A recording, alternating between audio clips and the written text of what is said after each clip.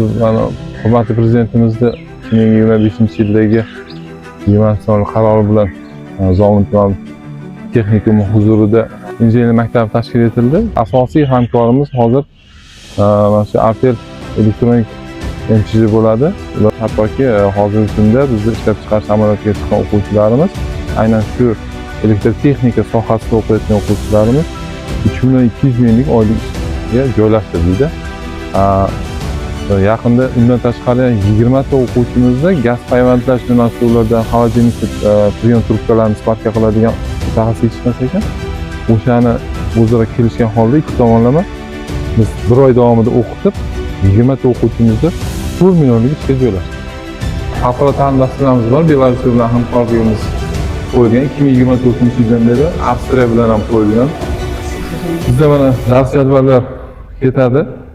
Har qanday o'quvchini например bosadi. Men birinchi para qaysi dars, ikkinchi para qaysi dars shuni ko'radi-da.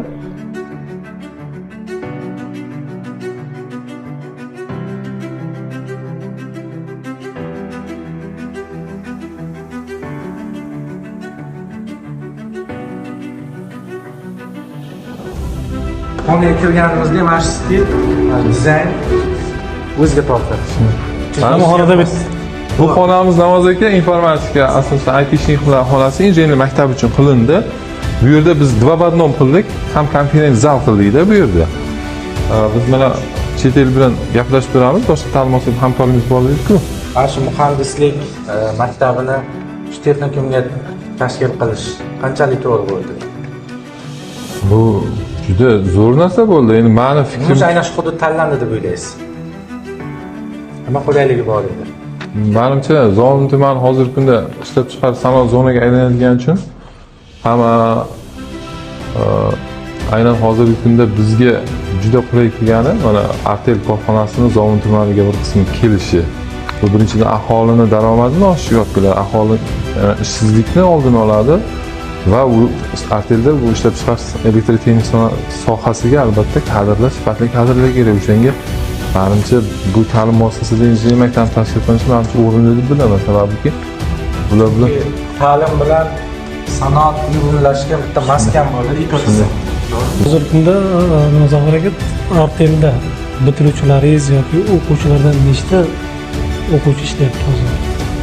bugungi kunda bitiruvchilarimizning 78 tamidi kechagi raqam 78 ta hozirgi kunda ishlayapti. Bular hali bitirmagan ishlab chiqarish amaliyotidagilar.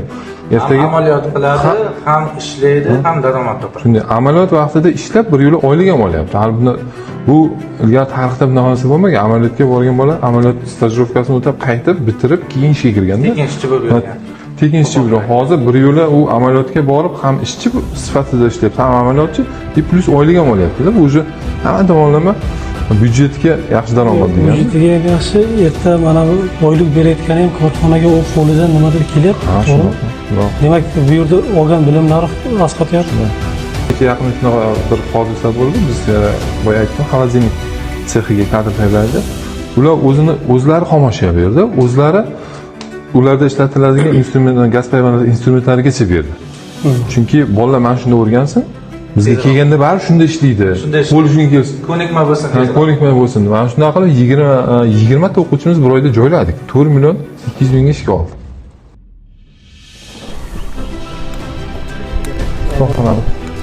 Stoxonamiz mudiri bilan bosh ustamiz. Sabr aka, namoz aka. Assalomu alaykum.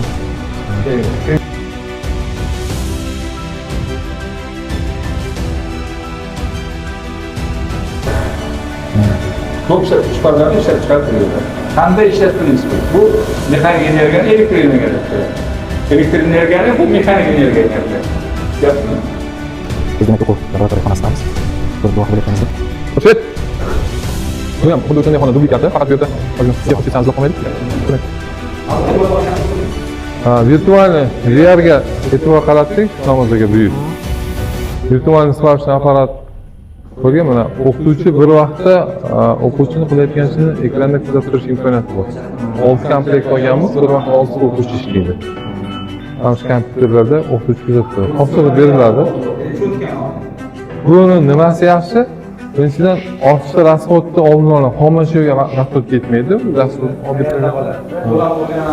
ko'nikma paydo bo'lgandan keyin haqiqiy amaliyotga o'tadi. To'g'ri. So'nish energetika va shamol energetikasi bo'yicha Bu shamol basmachilar. Ko'rsat. Dasturlarimizda qolgan energetika bo'lganligi aniq.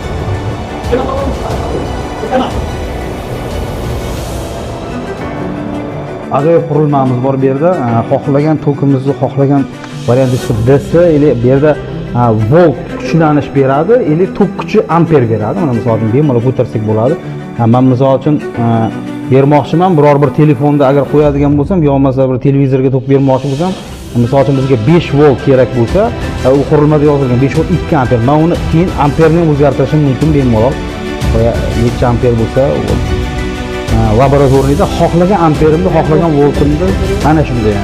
Xohlagan telefon istsangiz ham buni ko'rsangiz bo'ladi. Tempoyangi endi bu.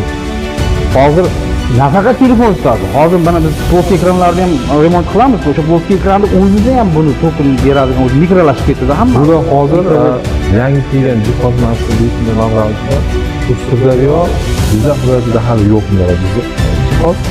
Umuman не только tanimol seziladi, boshqa ishlab chiqarishlardan yo'q. Bu переводной lazer nisbatga. Men bu yerga ishga kirgan 20 yildan oshdi.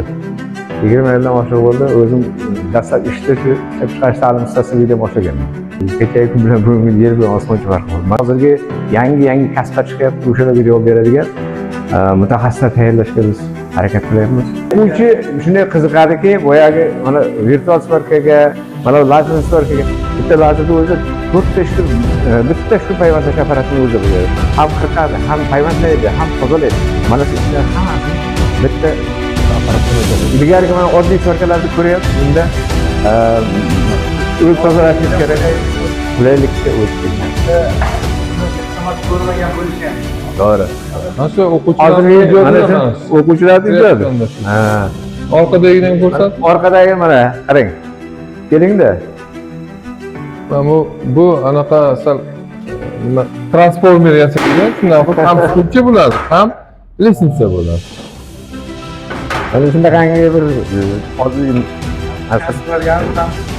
ijodga shunday. O'quvchilarimiz keladi, o'zlari bilan uyiga bir narsa yasashga yoki bo'lmasa shunaqangi bir g'ayrioddiy narsalar qilishga qiziqadi. Svet yonmaydi. Mana misol uchun biz o'quvchilarga savol beramiz. Bir fazali avtomat o'chirish. 9 savol. Endi bu yerdan izlaydi bir fazali. Bu yerda 3 fazali ham bor-da, odam chalg'itadi. Mana misol uchun bizda mana 3 fazali, to'g'ri? Endi biz bu yerdan bir fazali. Agar u bola adashib 3 fazaga tegishsa, u yonmaydi. Endi bir fazali, mana bir fazali agar bunga tegishsa, yonadi. To'g'ri javobni yonadi-da, demonstratsiya imtihon topish. Hozir ko'rsatishga endi voltmetr sifrovoy o'zgarmas tok. Buni endi izlab topish uchun o'zi mana tok ko'rsatkich indikator, misol uchun mana tok ko'rsatkich atyorkachamiz bor, misol indikator mana. Tegizamiz, bo'ldi. Agar bunga tegizsam, olvoga, antenna kabelga, yoki diodga, stabilitronga tegizsam, bu железо apparatlarga tegizsam yonmaydi.